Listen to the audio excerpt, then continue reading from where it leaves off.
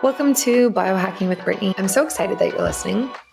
This is a space where I talk about ancestral eating and plant medicine and natural detoxing and kind of other things that are in that holistic health biohacking realm. I actually, speaking of plant medicine, I actually used some LSD today.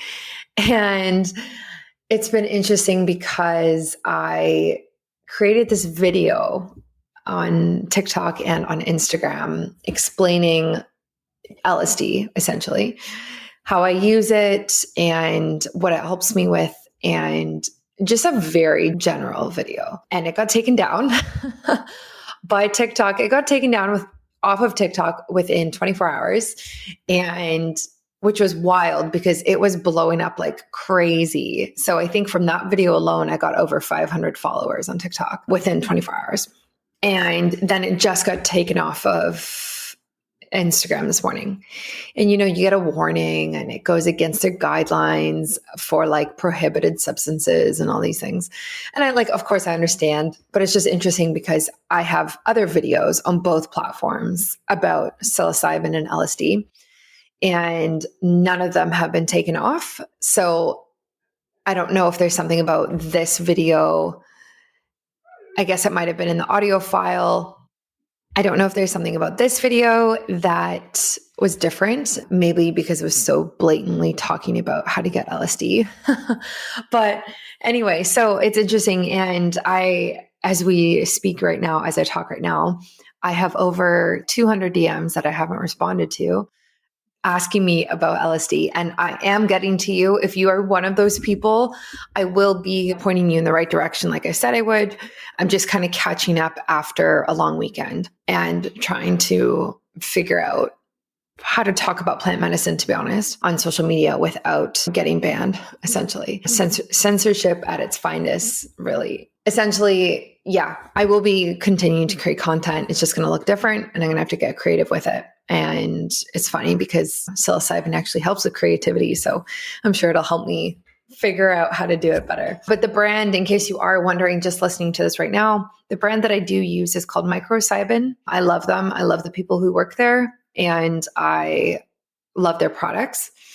I've used quite a variety of different psilocybin products from them, microdosing products from them, as well as their LSD. And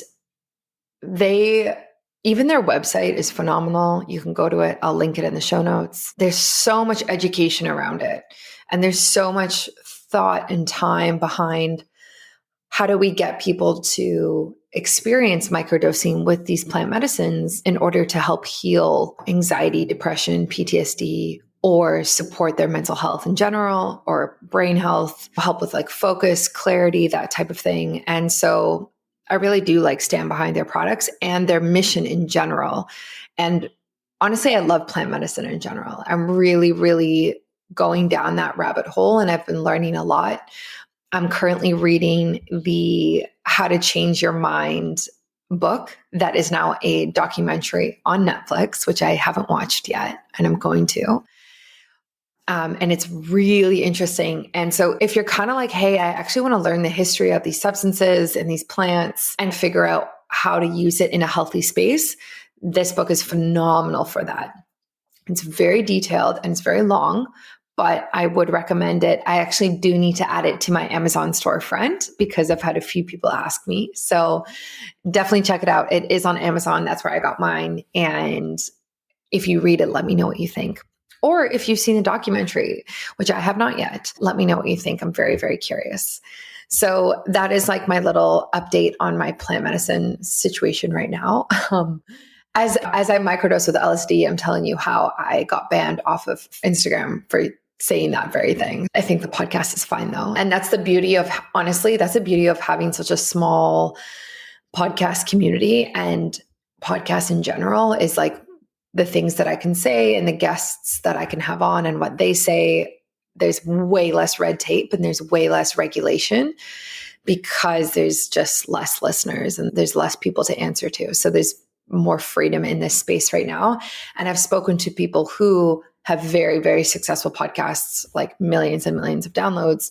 And they say like, you really, really have to watch what you say, which is not the case in the early days. So I'm enjoying this right now.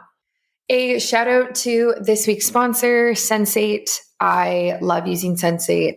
And on this topic of mental health and mindfulness, Sensate is really something that can support that. You guys, like this community, loves Sensate. Oh my goodness. Every single time I post about them on any platform, there's so many questions. There's so much reviews. There's so many people are like, oh my gosh, I've been meaning to try this, meaning to get it. And it really, really resonates with people in the biohacking space.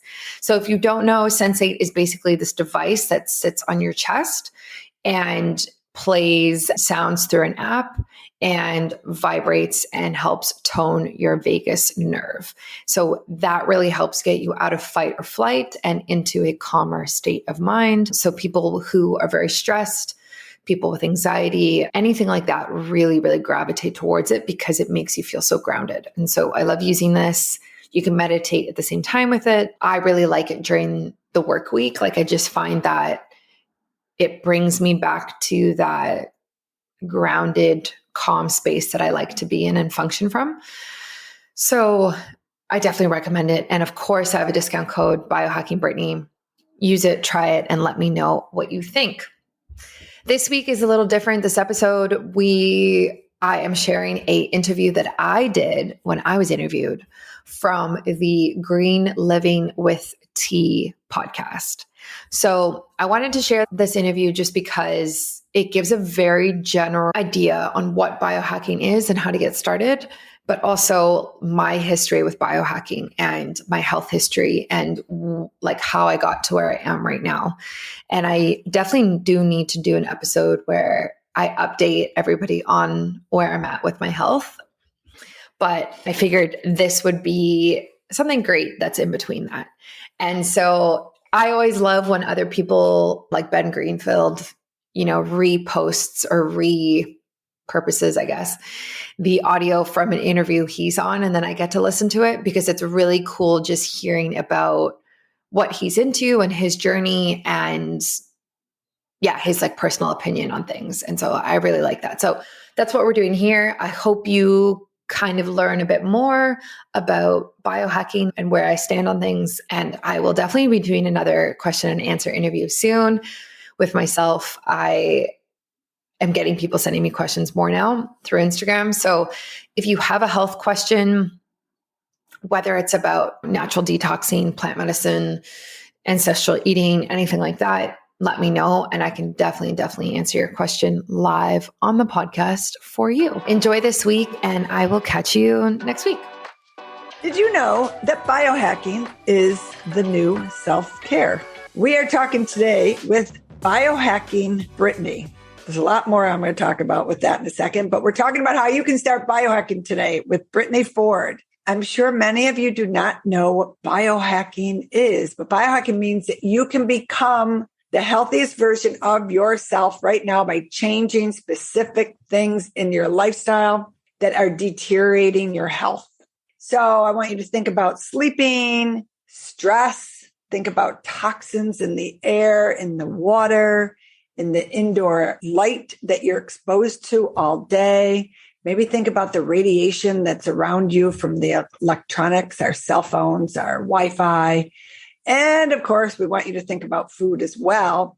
And today we're going to talk to Biohacking Brittany. Love that name. She is a registered holistic nutritionist. And most days you can find her sipping on her favorite coffee with, of course, goat butter, mushroom powder, and collagen, while she is always educating herself on anything and everything health related from the comfort of her home in Vancouver, Canada, opposite sides of the continent. We're in Buffalo, New York, Vancouver. I love it, as I told her. And she is mostly known for being ambitious, fun, passionate about nature and health, including biohacking. So we are talking to her today about this. She has been on a very wild health journey for over 12 years. She's healing from leaky gut syndrome, candida, parasites, dysbiosis, which is an imbalance of your gut health. We hear about gut health, so important all the time.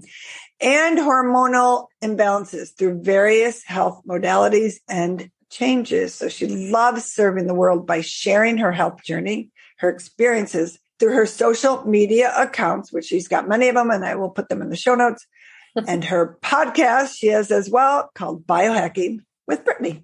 And she does one-on-one with clients. So welcome, Brittany. Amazing. Thank you so much for having me.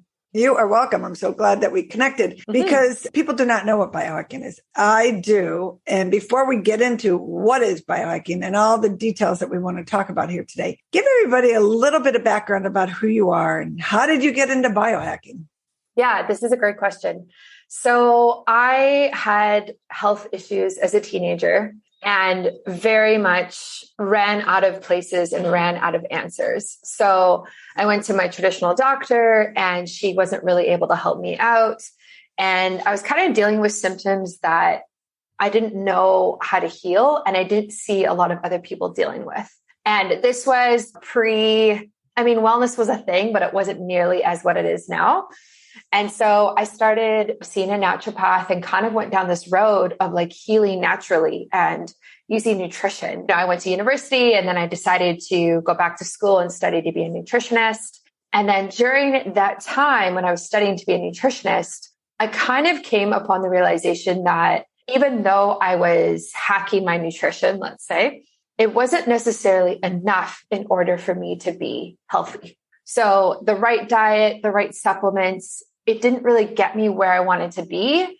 And so I started looking at things a lot more holistically. So I started looking at my stress and my sleep, my environment, my relationships, fitness, exercise, kind of just like everything that makes me me. And that's when I kind of fell into biohacking and what that means and really just fell in love with the philosophy in general. I love that. And how did you come across biohacking? Because it's not something that you hear a lot about. Yeah. So I think it was through another podcast. Okay. I'm pretty sure it was Dave Asprey who I heard talking about it. And he is the founder of Bulletproof Coffee. And I just like heard his philosophy and I was like, I totally agree with this.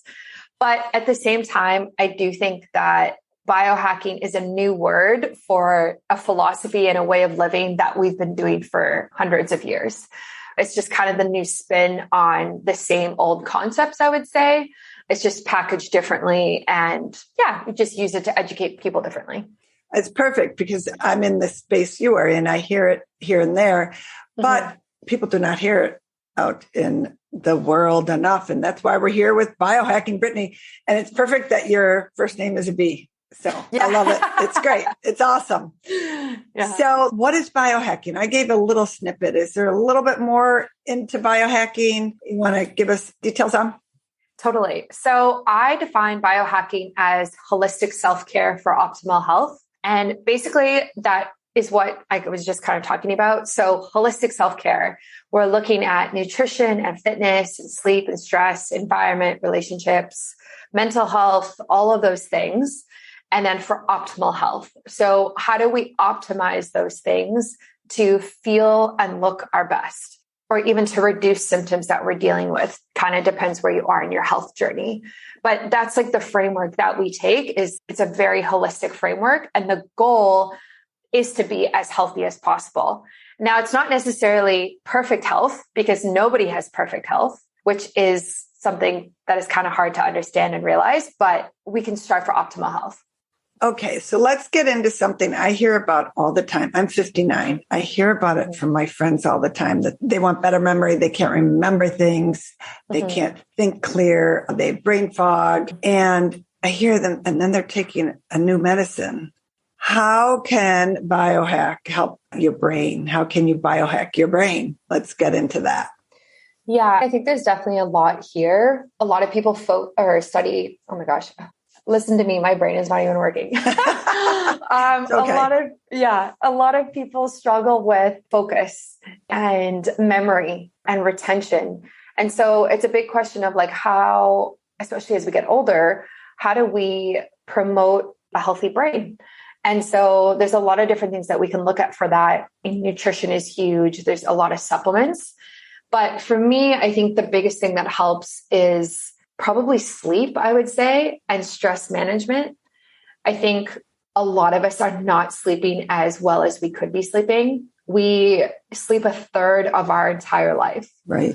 And so when you talk to these same people who are struggling with focusing and memory, I have to ask them how their sleep is, right? Like, are they waking up multiple times throughout the night? Are they struggling to fall asleep? Do they wake up feeling refreshed, or are they kind of like slowly pulling themselves out of bed because they're really struggling with it?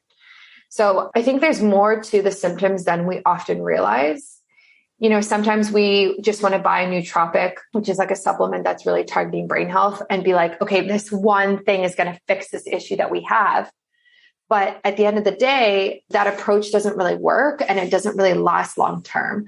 So that's why we do need to look at things like sleep, things like stress management, and kind of see where that is and how that's impacting how our brain is functioning throughout the day. No doubt. We all need our sleep. That is for sure. Mm-hmm.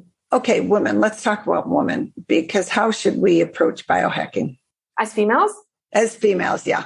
Yeah. So this is something that I am very much exploring right now. What I've kind of found in the last few years is that biohacking is very male dominant. Even the word biohacking sounds very masculine in itself. So how do we take these principles of holistic self-care and optimal health and quantifying yourself and quantifying your health, and how do we apply it to the female psyche, the female body? So I'm in the process of creating a guide or an ebook or a book. I don't know what it's going to look like. So I'm kind of deep in the research right now. And a lot of what we need to look at for female biohacking is, first of all, understanding that the female body is just completely different from the male body. Our hormones are so different. They typically work on a 28-day cycle. Male hormones work on a 24-hour cycle. And so most of the research is done on men because it's much, much less variables and much more clear. You don't have to worry about ovulation, your period, or anything like that. So it's kind of like, how do we take these same principles applied to the female body when the female body is changing so much throughout the month? And that's kind of what I'm doing now and what I'm learning. And a lot of what I'm seeing is this idea of, you know, living with our cycle. Like, obviously, if you're premenopause, right? So during ovulation, we tend to feel more energized, we're more excited. And so how can we take those hormones and make them work in our favor for our fitness, for work, for our relationships? And then when our period's coming, how can we also honor that time in our body in order to also feel good, right? So it's kind of like cyclical living is, I think, the answer to female biohacking. But there's not too much research out on it yet. It's very, very new. So I'm kind of excited to see what's going to come out of it in the next few years. So let's touch on EMF, which is electronic magnetic fields. Yeah. Which we touched on just a little at the very beginning, because a lot of people don't understand what electronic magnetic fields are, and we're all surrounded by them every day. And you can't see them, you can't smell them, you can't taste them, you can't hear them. But explain that a little bit and how that can affect the health. Yeah, I definitely started getting interested in EMF when I started working online. And I was working online before the pandemic, but then when the pandemic hit, so many more people became interested in EMF because you're constantly at home, you're in front of your computer, you have your phone by you, you have your Wi-Fi router by you. And so this idea of how do our electronics impact our health? And it's difficult, like you said, because it's not like you see the frequencies to the human eye, right? So it's one of those things where it's hard for a lot of people to understand the impact on our health when we can't necessarily see it super easily or feel it. But that doesn't mean that it's not impacting our health. So for myself, like, I actually bought a EMF reader, and it's like this little device and you carry it with you, and it's like a little spectrum, I guess. And it shows you how much EMF is actually coming off of everything that's plugged in around you. And it's pretty scary. It's very eye-opening, and it's definitely made me change some of the things that I do. But essentially, EMF negatively impacts our mitochondria. And so when our mitochondria, which is like the little powerhouse of the cell, which we all learned in like elementary science, when that's not functioning well, nothing's really functioning well because mitochondria is in basically every cell. And so how do we get mitochondria to function better? Part of that is watching how much exposure we have to EMF. And there are things you can do to mitigate EMF, which we could definitely get into. But first and foremost, it's just even being aware of this. It's having conversations like this that make people understand that EMF actually is an issue. There is a lot of research behind it and there are solutions. We're just not at a place where it's mainstream yet. And I think we're getting there, but it's slow. Yeah.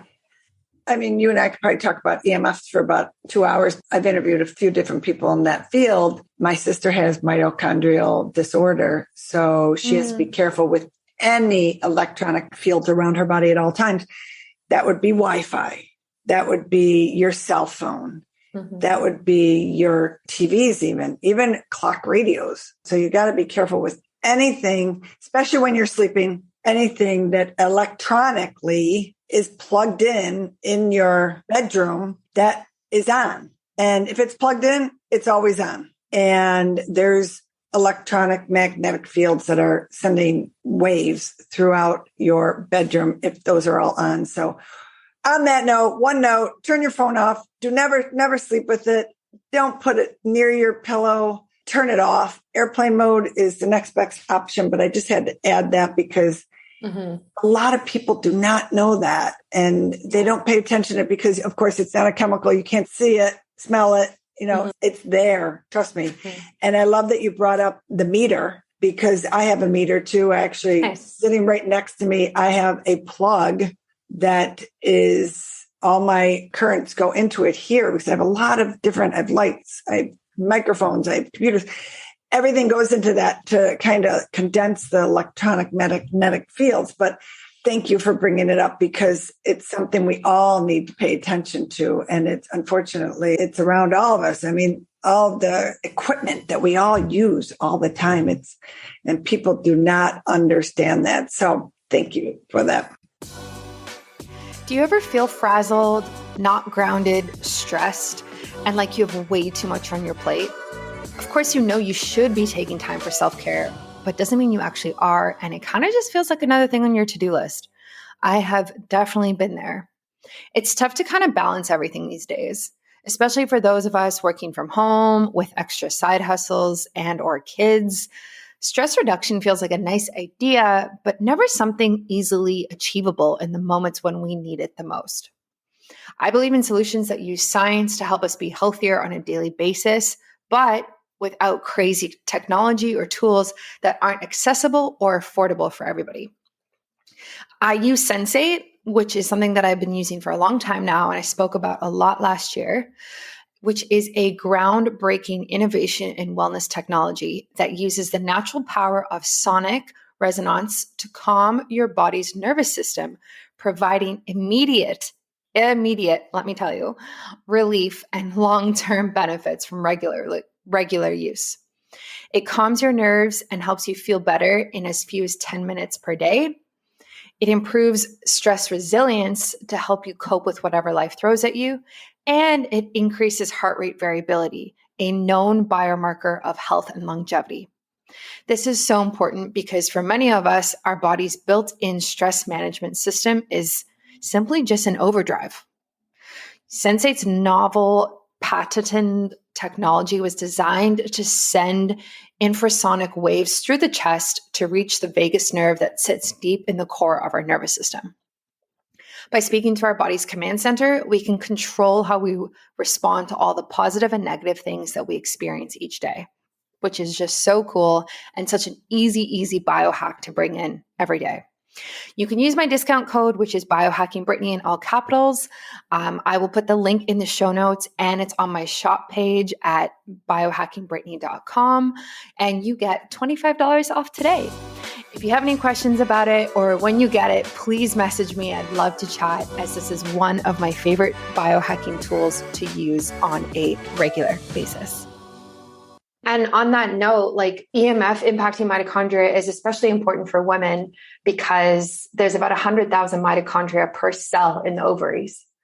So if you're sitting with your laptop on your lap, or if you have your phone in your pants pocket, what is that doing to the mitochondria that's in your ovaries that impacts not only your fertility, but also just like your uterine and your hormonal health throughout your entire life? Yeah. Cervical cancer, all of these different things that can happen. So I think there's a lack of education around it. And thankfully we have people like you who are actually talking about it more often. But I think, like you said, like no phone in the bedroom is a great place to start. Mm-hmm. Turning the Wi-Fi off at night entirely. It doesn't need to be on. Who's using it at night? And just being aware of things that are plugged in. I have a little, at my bedroom desk or bedroom table beside my bed, I have a little analog clock that I bought from Amazon. So it's not plugged in, right? It's not showing any light. It's not having any EMF beside me. And it's just making those small little decisions that actually do make a difference. And they do add up in order for you to have a healthier life, for sure. Exactly. And I believe it's the blue lights that's bad. If you have a clock in your bedroom, if it's a blue light, that's sending different magnetic fields. Like the red is better to have if you have to have it. Mm-hmm. So there's little changes that you can make. That's great. So as an entrepreneur, which you and I both are, a professional woman, they are on their phones all the time, laptop computers. How can us women who are businesswomen and professional and out there working optimally be healthy?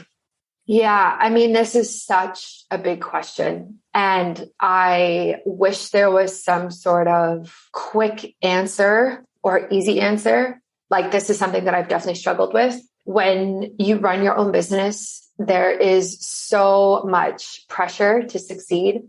There's so much financial pressure. There's a lot of management that goes into it, I'm sure, as you know. Yes. And so how do you respect your health and your body while running a successful business? Mm-hmm. That is like the $1 million question. Like for me, it's just been a journey and it's been trial and error. I think the number one thing that people can start with is increased awareness. So people always want to kind of take the latest supplement or do the latest hack. But before we even get to that point, we need to increase the awareness of our body and of our health. So how are you feeling on a day-to-day basis? Like I said, are you struggling to get out of bed? How are you feeling when you are working throughout the day? Are you stressed? Are your eyes tired? Is your body stiff? Are you super irritable and short with your employees? Right? Like we need to kind of start to get more aware of where we are mentally and where we are physically before we can even start to biohack or make massive progress in our wellness journey. And I think what happens is when we're entrepreneurs, I think there's more stress and there's more, like I said, pressure to succeed. And so we almost ignore our health more because we're so focused on our work. But at the end of the day, we can't be a bad boss bitch or whatever you want to call it. We can't be some crazy successful entrepreneur if we're not healthy at the same time. Because when we're healthy, that's when we can show up and be 100% and give 100% to our business. So it all kind of like relates, right? And yeah, it's tough. I wish I had an easier answer. Well, it's a big circle. You got to make sure you're always constantly taking care of yourself in your home. And then at your workspace, a lot of people, what about biohacking at your workspace too? Yeah, I think this is a big one. So for me, I have a stand-up desk that I'm using right now. So I'm standing.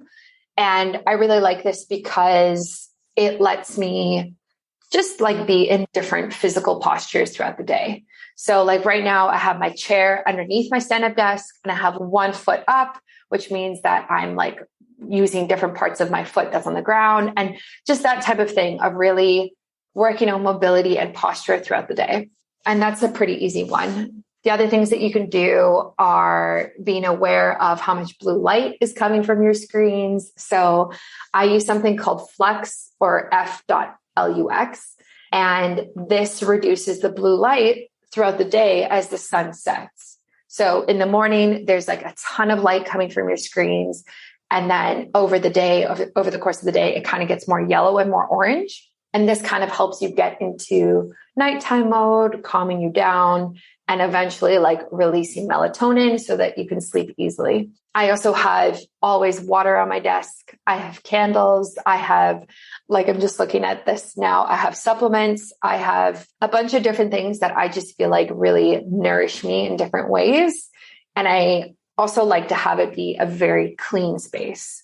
So when my desk is clean and clutter free, I feel much better. I feel like I can think better and I feel more energetic for sure. And the other thing I'll say is I'm right by a massive window and I can see the windows in your screen as well.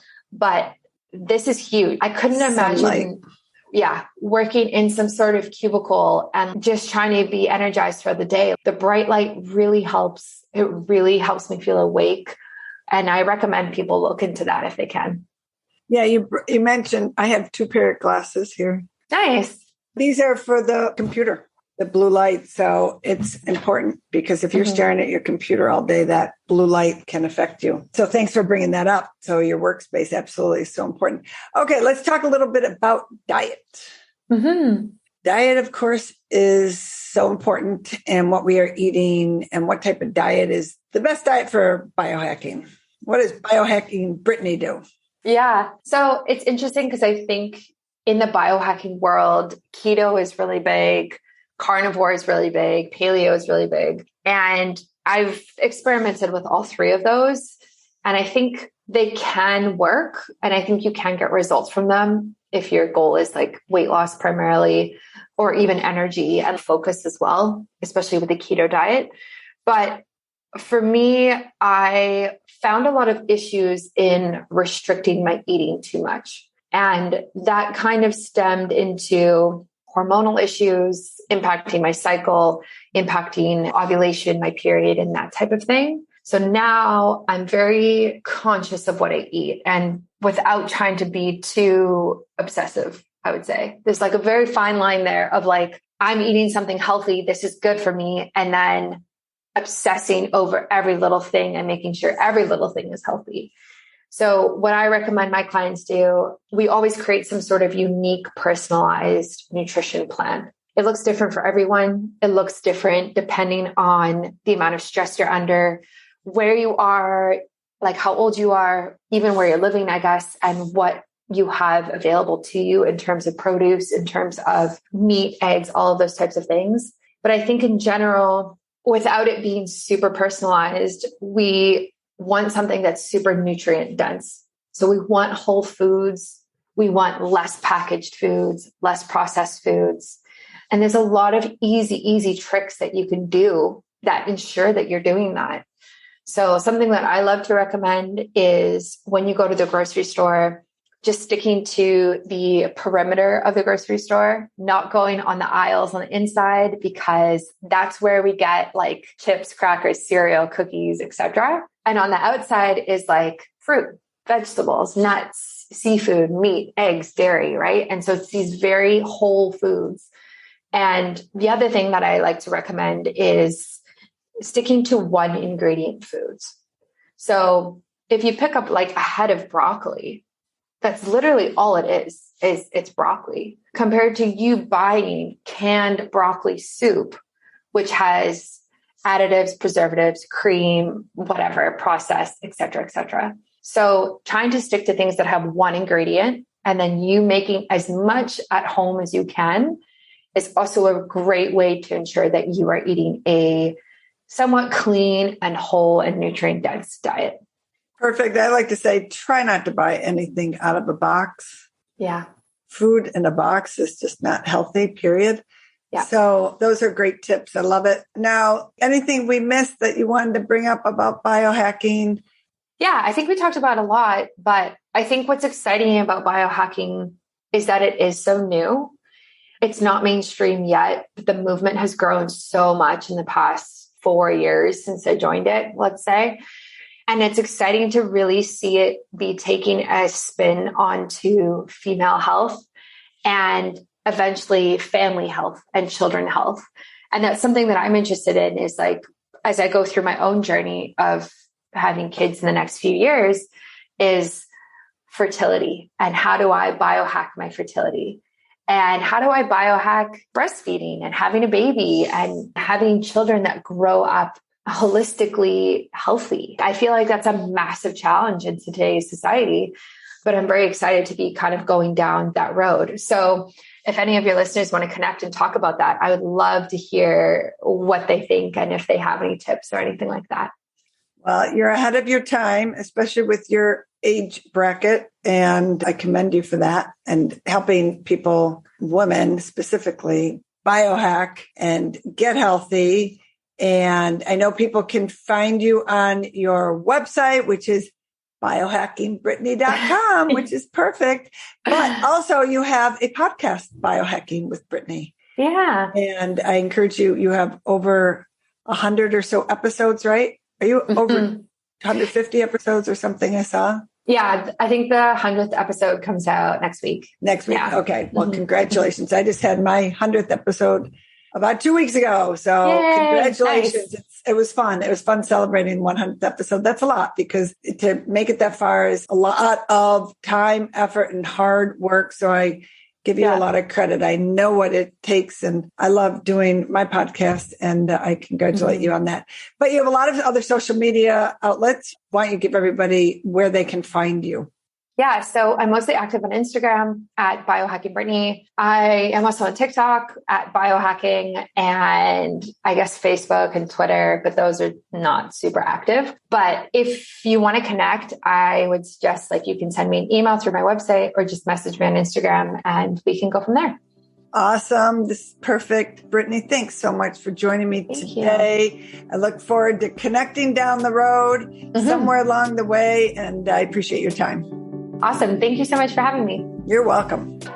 Thanks for listening to another episode of Biohacking with Brittany.